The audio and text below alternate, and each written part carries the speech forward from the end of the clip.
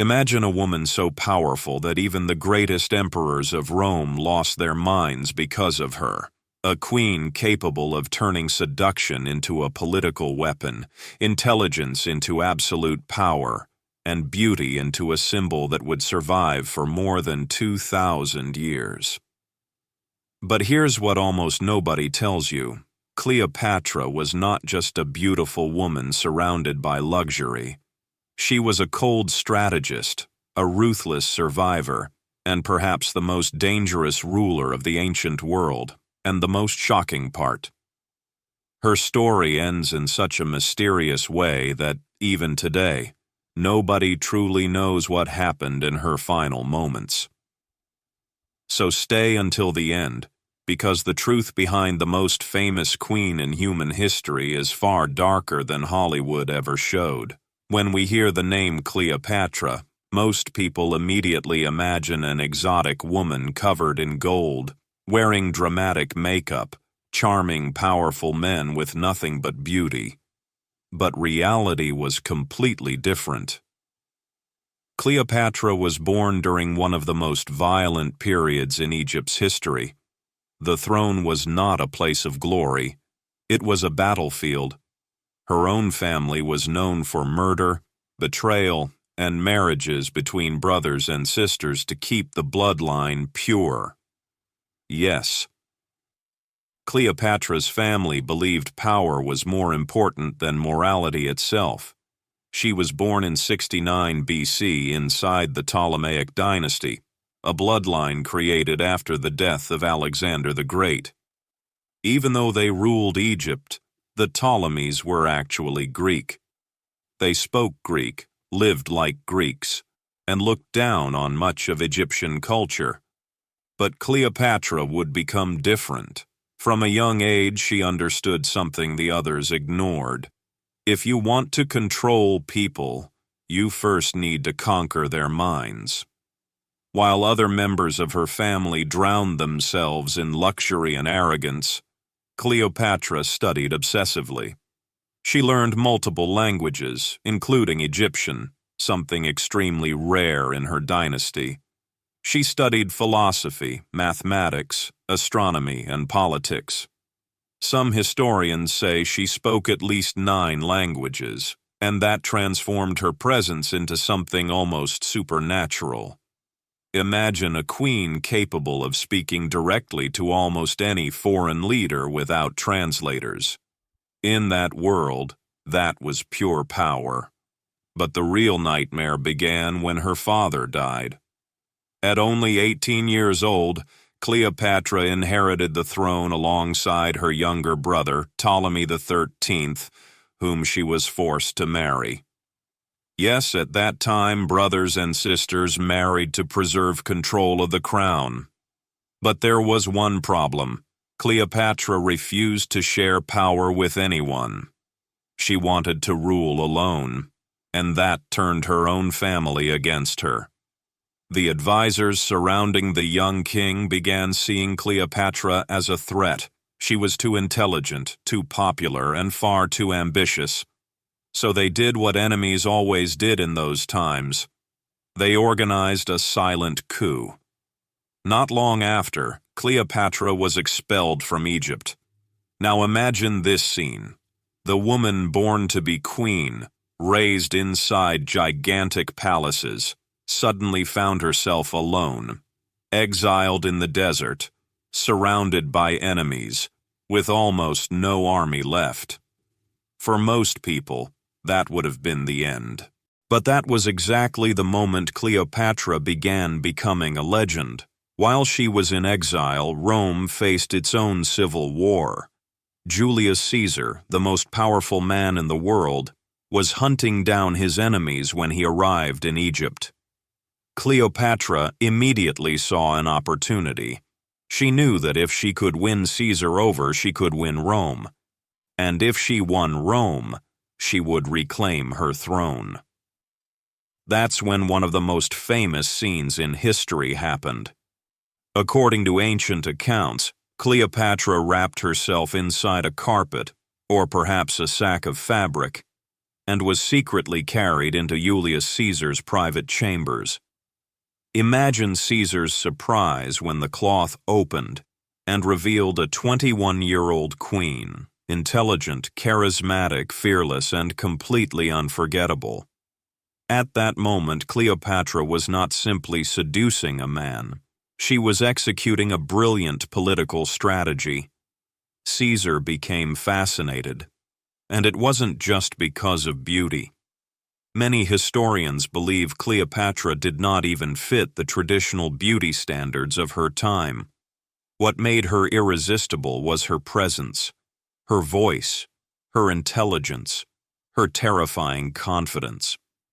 She made people feel as if they were standing before someone extraordinary. And it worked. Julius Caesar decided to help her. Soon after, war exploded inside Alexandria. Cleopatra's own brother declared war against Caesar. The palace became a battlefield. Fire consumed parts of the city. Blood flooded the streets while the fate of Egypt was being decided. And then something brutal happened. Ptolemy XIII drowned while trying to escape. Cleopatra had won. She finally became the absolute queen of Egypt. But the most incredible part was still coming.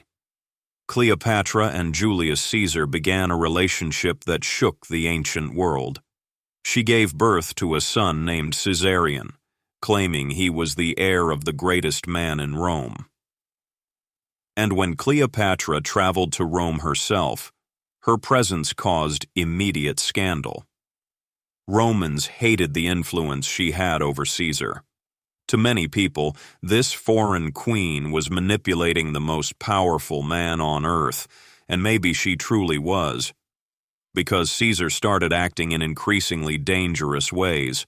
Some believed he wanted to crown himself king, something unforgivable to Romans. Fear began spreading across the Republic, until the day that changed everything. March 15th, 44 BC. Julius Caesar was assassinated inside the Roman Senate, stabbed dozens of times, and Cleopatra instantly realized her own life was now in danger. She fled Rome before her enemies could destroy her, but she still had not given up, because Cleopatra understood one brutal truth. In the ancient world, survival belonged to whoever controlled Rome. That's when Mark Antony appeared. A legendary general, a brutal warrior, one of the most powerful men in the Roman Empire. And when he met Cleopatra, something explosive happened. Historical accounts say she arrived on a magnificent ship, dressed like the goddess Aphrodite, surrounded by perfume, music, gold, and luxury. Everything had been carefully calculated. Every detail was part of a psychological performance. Mark Antony became obsessed. But once again, this wasn't only romance, it was strategy. Together they formed a powerful alliance that threatened the future of Rome itself. Side by side, they built enormous wealth, influence, and military power. They had children together. They shared kingdoms. Slowly, they began acting like absolute rulers of the East. But there was one man silently watching everything: Octavian, the future Emperor Augustus. He understood that as long as Mark Antony remained beside Cleopatra, Rome would never be safe. So Octavian launched a ruthless propaganda campaign. He convinced Romans that Antony had been bewitched by a foreign queen. He claimed Cleopatra wanted to conquer Rome, that she was manipulative, dangerous, and corrupt, and it worked perfectly. The Roman people began to hate her. Then came the final war, the Battle of Actium. Ships crashing into one another, fire spreading across the sea, screams, chaos everywhere. The destiny of an empire was being decided. And in the middle of the battle, something happened that historians still debate today. Cleopatra, realizing defeat was near, fled with her fleet. Mark Antony followed her, and in that moment, Any chance of victory disappeared forever. Octavian had won. Cleopatra's dream was collapsing. When they returned to Egypt, everything began falling apart rapidly. Soldiers abandoned Antony. Allies betrayed them. Fear consumed Alexandria. And then came the false news that Cleopatra had died. Desperate, Mark Antony stabbed himself. But he did not die immediately. Mortally wounded, he was carried to Cleopatra. Imagine this scene. The most powerful warrior of the East, bleeding in the arms of the woman he loved, knowing everything was over. Shortly after, he died.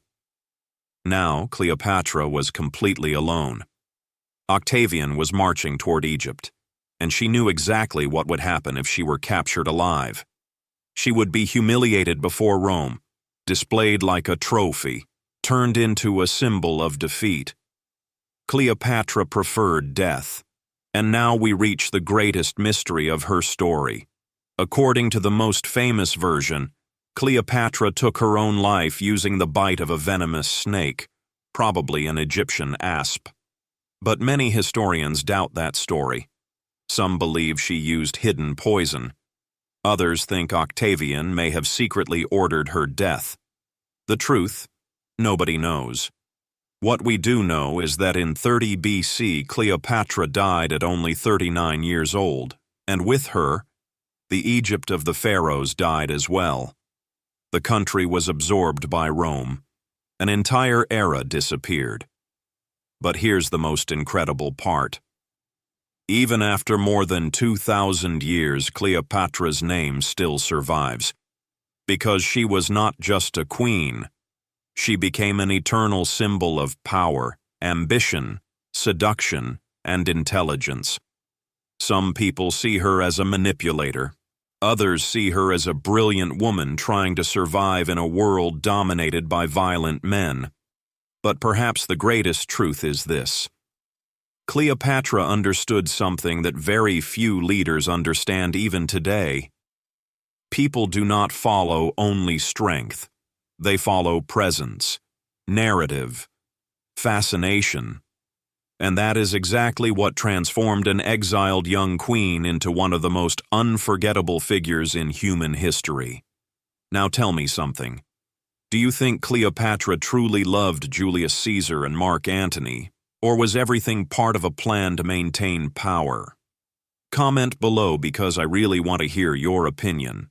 And if you enjoy real stories more shocking than movies, leave a like and subscribe to the channel, because the next videos will reveal historical secrets that almost nobody has the courage to tell.